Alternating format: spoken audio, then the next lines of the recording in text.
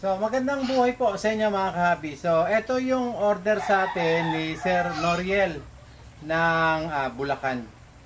Testingin na natin kasi ito po ay kukunin na to ngayon. So, dito po, meron tayong ibibigay na dalawang klase. So, ito yung isang, pag medyo malalakan, bawa, kung yung mga poops ng isda nyo ay malalaki, okay ito. Pero kung gusto nyo ng totally, Pino, ito yung Pino. Kaya mamimili kayo sa dalawa. So, ang lang po, ang consequences ng Pino, pag po kayo gumamit nito, dapat lagi nyo rin ito nililinis. Kasi pinong-pino po siya. Yung possibilities po na magbarato later ay nandoon. So, ang indicator naman, kapag po ito ay Pino, ang indicator nyo po, yung labas ng tubig nyo sa ilalim nito, medyo mahina na rin. Then, dito, meron tayong nozzle. Ito po yung isang nozzle natin. Then, dito namang isa, ito po yung may brush. Ito yung may brush na nozzle. So, yung brush actually natatanggal din to.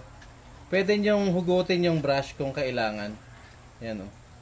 So, natatanggal yung brush. Pwede nyo ring ikabit yung brush. So, depende to kung maglilinis kayo ng inyong mga, ng mga mini pan or inyong pan. So, ngayon po, papakita ko lang po sa inyo ito, no? So,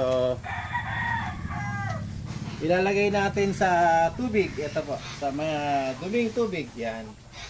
Then, i-on ko. Yan po, i-on ko. Yan. Ito po, ipapatayin ko po ito ha, kasi makita nyo po yung water. Pinakita ko lang po ito para makita nyo yung lakas ng water. Yan. Pero pag ito po, isinara ko na.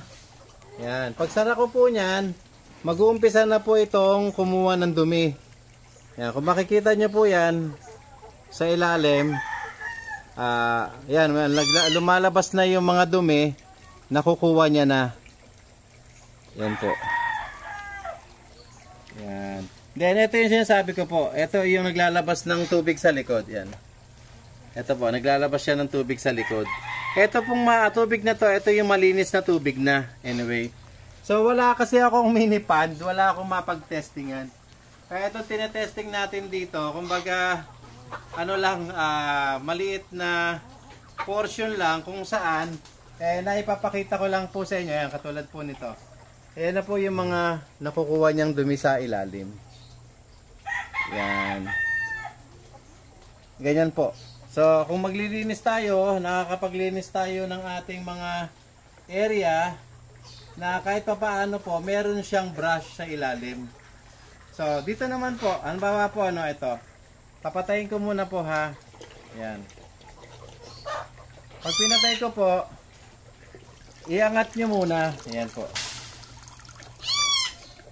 So, inangat ko lang bago ko siya i-drain. Ayan. Para po, kasi nakakahinga siya. Sa totoo, minsan po, pag po nakaslub-lub ito, at i-drain natin, minsan di siya makahinga. Kaya mas maganda pong nakaangat bago mo siya i-drain.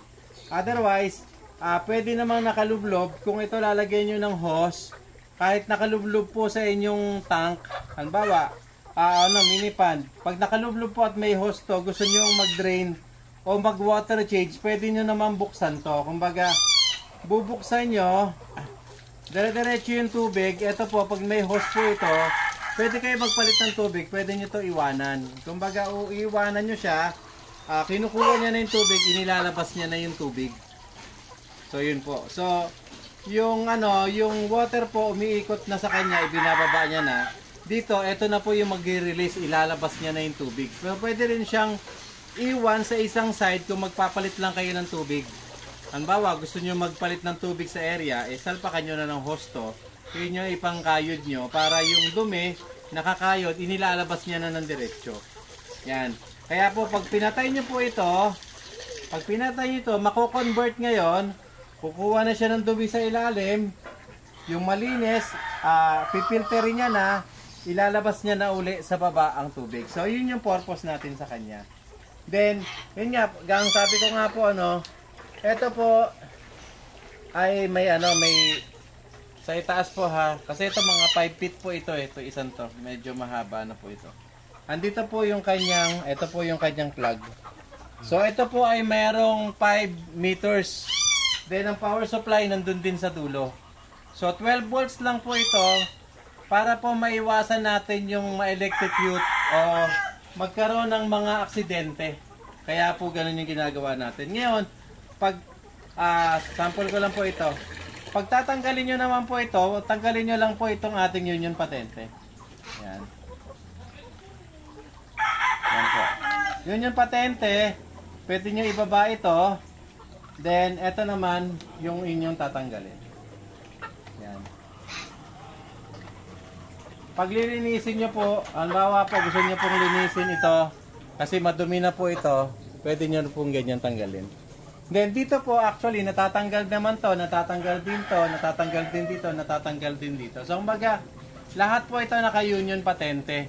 So nasa inyo pa rin yung option, just in case po madumi, ito po itatanggalin nyo. Minsan po kasi dito sa totoo, nagbabara din kasi medyo maliit. Susundutin nyo na lang po, sundutin nyo na lang po ng, ng kahoy o ng alambre para lang po matanggal yung bara. Sa paglilinis po, ito po yung tinatanggal, ito yung nililinis. Yan. So, yan mga kahabi, pinakita ko lang po sa inyo. At the same time, sa may-ari po nito, kaya shoutout po kay Sir Noriel ng Bulacan, padadala naman po natin to ngayon sa kanya. Salamat po sa walang sawa niyong pagsubaybay at panonood ng mga DIY ni Kuya Lito. So kung kayang gayahin, gayahin po. Wala pong problema kay Kuya Lito yon. Ngayon, kung hindi kaya at talagang gusto niyo akong suportahan, magpagawa kayo kay Kuya Lito.